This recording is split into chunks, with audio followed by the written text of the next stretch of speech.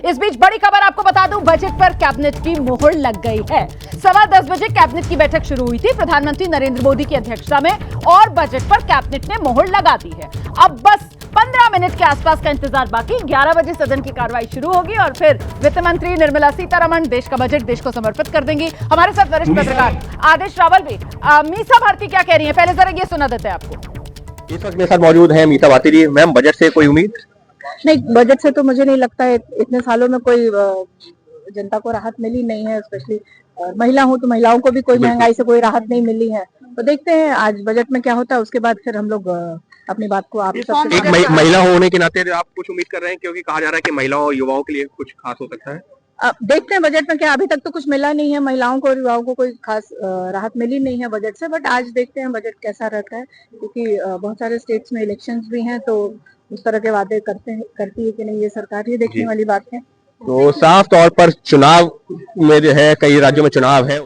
बिल्कुल, तो आपने मीसा भारती को सुना है, वो कह रही है कि साहब ज्यादा उम्मीद है नहीं बजट से, लेकिन फिर भी देख लेते हैं क्या होने वाला है। युवा, महिला, किसान, गरीब, किस पर इस बजट का फोकस होगा। महज 15 मिनट का इंतजार बाकी। 11 बजे सदन की कार्रवाई शुरू होगी और फिर देश का बजट देश के सामने होगा। आदेश हमारे साथ स्टूडियो में मौजूद है। क्या उम्मीद करें आज के इस बजट से, आपकी उम्मीद क्या है? देखिए, बाहर ना बूंदाबांदी हुई है सुबह सुबह, तो थोड़ी सी छींटे सरकार हमारा भी डाल दे, आप पे, मेरे पे, रोजगार पैदा। कैसे टैक्स में रिलीफ, टैक्स में रिलीफ दे दे। पिछली बार ही तो 12 लाख और 75,000 स्टैंडर्ड डिडक्शन मिलाकर 12 लाख तो 9 करोड़ से रोमाना 9 करोड़ से ज्यादा लोग टैक्स पे कर रहे हैं आज की डेट में। वो संख्या भी तो बढ़ी है, तो उनको और मोटिवेट कीजिए। लेकिन एक्चुअल टैक्स पेयर्स की संख्या तो कम है। उनको और मोटिवेट कीजिए ना, हो सकता है अगले साल 12 करोड़ हो जाए। तो मुझे लगता है थोड़े छींटे आम आदमी पड़ने चाहिए, जैसे बाहर पड़े सरकार के छींटे, ताकि महंगाई कम हो, रोजगार को लेकर चीजें सामने आए।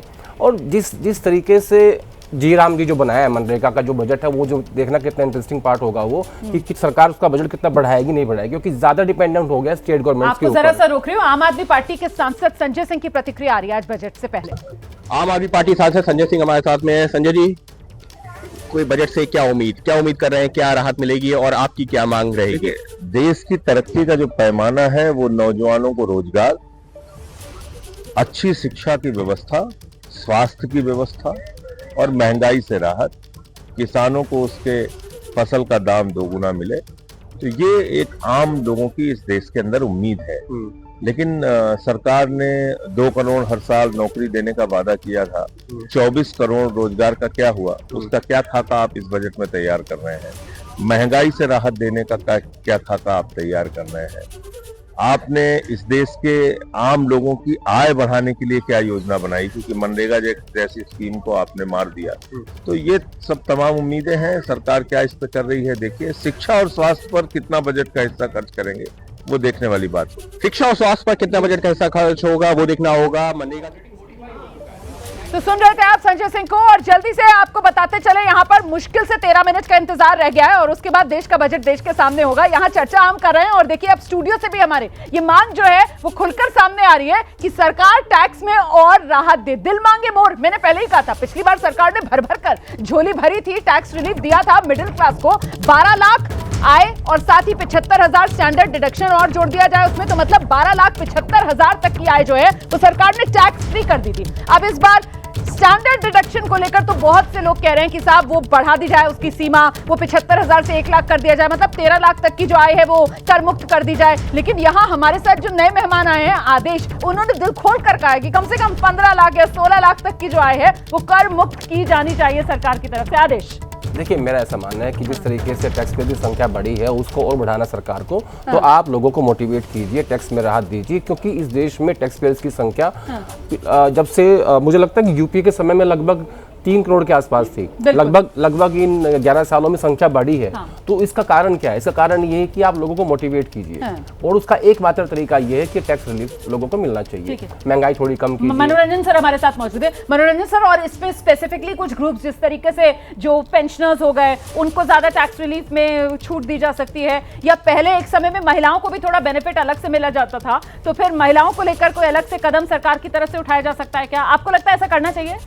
बिल्कुल करना चाहिए, और मुझे पूरी उम्मीद है महिलाओं के ऊपर, पेंशनर्स के ऊपर, बैंकिंग सेक्टर में डिपॉजिट इंस्ट्रूमेंट्स के ऊपर भी कुछ राहत दी जा सकती है, क्योंकि विगत कुछ समय में डिपॉजिट्स के रेट्स में काफ़ी गिरावट आई है उससे पेंशनर्स को, फिक्स्ड इनकम ग्रुप को काफ़ी नुकसान हुआ है। तो हम लोग ऐसी भी उम्मीद करते हैं कि युवा के ऊपर, लेकिन बचत तो बाजार में जा रही है ना, बचत तो बाजार में जा रही है महेश्वरी सर, बचत तो निकल रही है बैंकों से और वो बाजार में पहुंच रही है सर। एग्जैक्टली और मुझे लगता है कि बैंकिंग सेक्टर का इसका काफ़ी उनके ऊपर दबाव है कि ये पैसा म्यूचुअल फंड में क्यों जा रहा है, क्योंकि पिछले कुछ सालों से म्यूचुअल फंड की रिटर्न बहुत अच्छी रही थी, इस साल भी, जबकि मार्केट में इतना उतार चढ़ाव रहा। अगर हम पिछले बजट से आज तक की बात करें तो करीब 9% की रिटर्न है, जबकि बैंक में 5% की एफडी है। लेकिन इसमें एक जो मुद्दा रह गया है शायद नेशनल पेंशन की, मुझे लगता है पेंशन का यूपीएस की बात हुई, यूपीए कभी यूनाइटेड देंगे, अलग देंगे, न्यू देंगे, एनपीएस देंगे, ओपीएस देंगे,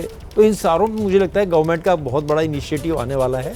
और मुझे लगता है कि नेशनल पेंशन सिस्टम पिछले 6 महीनों से थ्रू सर्कुलर्स काफ़ी उसको चेंज किए, लेकिन जो स्ट्रक्चरल चेंज की उम्मीद है, मुझे लगता है कि पेंशन पॉलिसी के ऊपर एक बड़ा रिफॉर्म्स आने वाला है। ये बहुत महत्वपूर्ण बात आपने कही है सर। एनपीएस को लेकर क्या इस बजट में कोई बड़ी घोषणा होगी, इस पर हम अभी चर्चा कर लेते हैं, लेकिन उससे पहले शुक्ला जी को जोड़ना चाह रहे हैं जल्दी से। मैं आऊंगी सर आपके पास। इमरान प्रतापगढ़ी कांग्रेस के सांसद हैं, उनकी प्रतिक्रिया भी आ रही है, सुनाते हैं। मेरे साथ इमरान प्रतापगढ़ी हैं। आज बजट आने वाला है, बजट से क्या उम्मीद है आपको? इस सरकार से ही कोई उम्मीद नहीं तो बजट से क्या उम्मीद रहेगी? गिला करें वो जिन्हें तुमसे कोई उम्मीदें थी, हमें तो खैर तेरा एतबार था ही नहीं। 11 बार बजट पेश होते हुए हमने देख लिया है कि इस बजट में आम आदमी के लिए कुछ होता ही नहीं, जनता के लिए कुछ होता ही नहीं। उद्योगपतियों का बजट आएगा, लेकिन फिर भी देखते हैं क्या निकलता है वित्त मंत्री के पिटारे से। इतने नाउम्मीद क्यों हैं आप? सरकार ने नाउम्मीद कर दिया है, पूरे देश को नाउम्मीद किया है।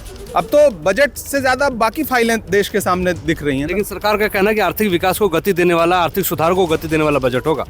पहले बजट आए उसके बाद चर्चा करते हैं। हमें उम्मीद नहीं है, क्योंकि पिछली तमाम बार जब बजट आया है ऐसे ही दावे किए, चीनी और दही खा करके वित्त मंत्री महोदय आई और बाद में चीनी और दही का रेट बढ़ा के चली गई। Thank you so much. Imran Pratapgarhi हमारे साथ खास बातचीत के लिए मौजूद थे। संसद भवन से मोहित राज दुबे। प्रतापगढ़ी को आप सुन रहे, कह रहे गिला तो वो करे जिसे कोई उम्मीद हो, तो अब उम्मीद भी नहीं है, लेकिन फिर भी गिला जो है पूरे गिलाओं की लिस्ट लेकर, मतलब शिकायतों की फहरिस्त लेकर वो वहां पर मौजूद